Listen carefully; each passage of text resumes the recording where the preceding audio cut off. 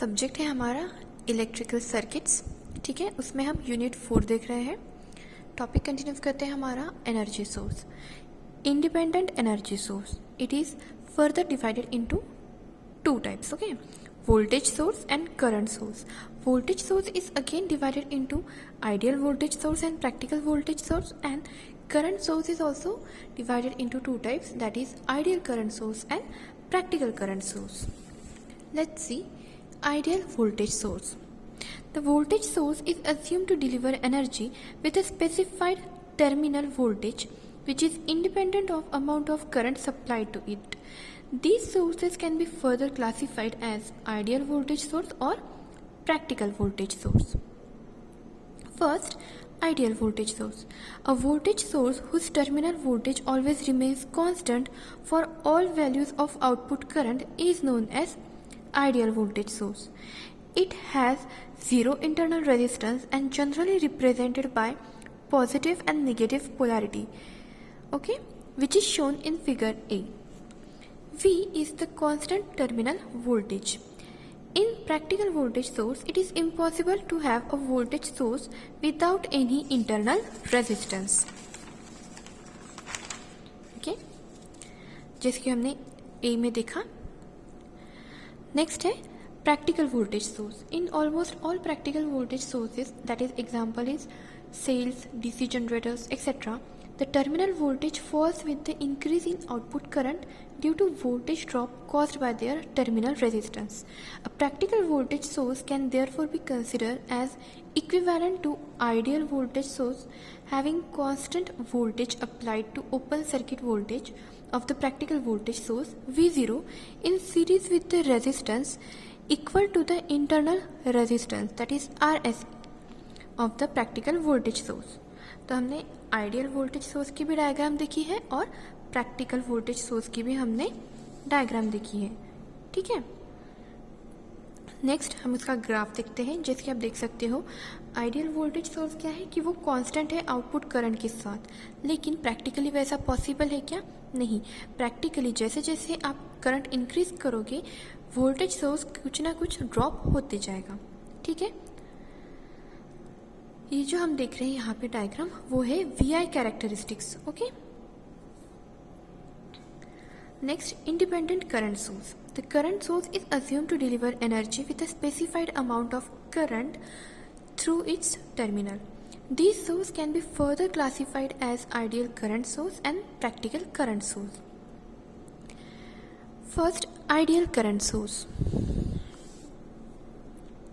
It is the current source which can be delivered a constant amount of current irrespective of the value of the load resistance connected across its terminal.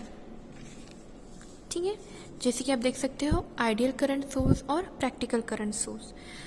वही फिर से हम उसकी diagram देख रहे हैं कि आइडियल करंट सोर्स एक कांस्टेंट है जो लोड रेजिस्टेंस है उसके कंपैरिजन में, ठीक है। आइडियल इसमें वो ग्राफ कैसे कांस्टेंट है, लेकिन प्रैक्टिकली वैसा पॉसिबल है क्या? नहीं।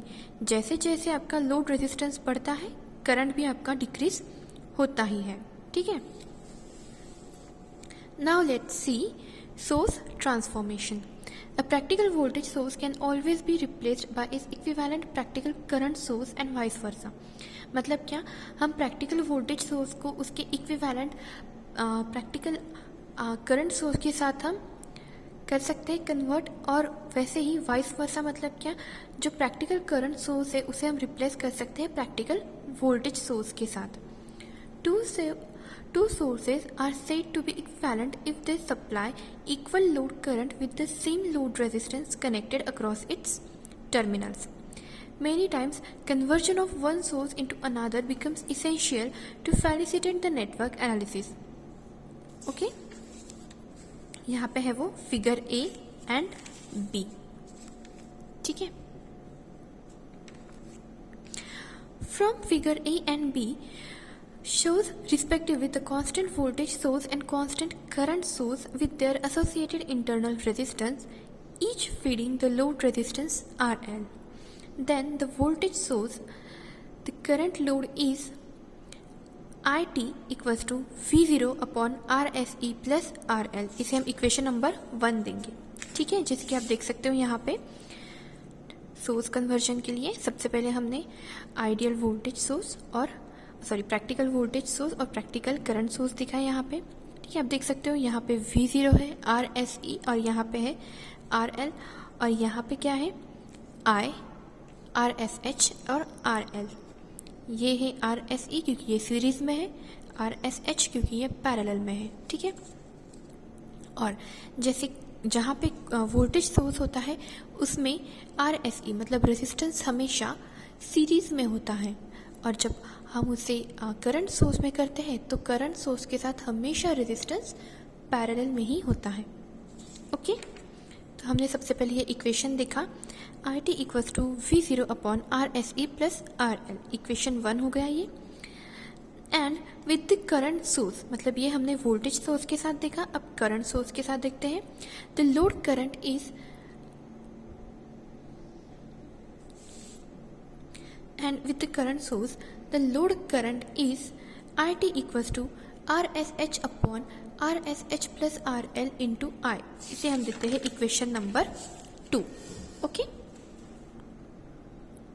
now if the two sources are equivalent then the load current must be in the same each case, therefore the equating equation 1 and 2 we get। मतलब क्या कि जो हमने लोड करंट है वो दोनों इसमें सेम लिया है। ठीक है, मतलब उसे हमने क्या किया है, दोनों इसमें सेम कंसिडर किया है, इसीलिए हम डायरेक्ट ही इक्वेशन 1 और 2 को इक्वेट करते हैं। मतलब हमें इक्वेशन क्या मिलता है, V0 upon RSH plus RL equals to RSH upon RSH plus RL into I। इसे हम देते हैं equation 3। It is assumed that RSH equal to RSE equals to RS। मतलब क्या, हमने RSH और RSE की वैल्यू सेम कंसिडर की है और उसे हमने क्या नाम दिया है, RS। Okay, then the equation 3 becomes, मतलब अगर हमने उसे सेम RS दिया है, ठीक है, मतलब ये सभी वैल्यू सेम हो गई, तो कैसे होगा equation, V0 upon RS plus RL equals to RS upon RS plus RL into I। मतलब ये जो इक्वेशन है RS और प्लस RL की, वो दोनों कैंसिल हो जाएगी। मतलब हमें यहाँ पे क्या मिलता है, सिर्फ V0 equals to I into RS। इसे हम देते हैं equation number 4। Therefore from equation 5, sorry this is equation 4, यहाँ पे 4 चाहिए। Okay, therefore from equation 4 it is clear that first the voltage source having voltage V0 and source resistance RS can be replaced by the current source with current I equals to V0 upon RS and a source resistance RS।